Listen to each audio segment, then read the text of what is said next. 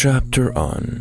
And if two parties or groups from among the believers fall to fighting, then make peace between them both.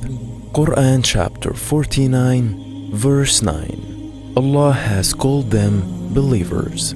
Narrated Aba Ahnaf ibn Qais, while I was going to help this man, Ali ibn Abi Talib, may Allah be pleased with him, Abu Bakr, may Allah be pleased with him, met me and asked, "Where are you going?" I replied, "I am going to help that person."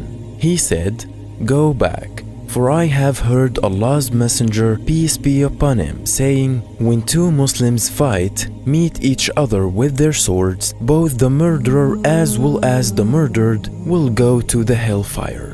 I said, "O Allah's Messenger, it is all right for the murderer, but what about the murdered one?"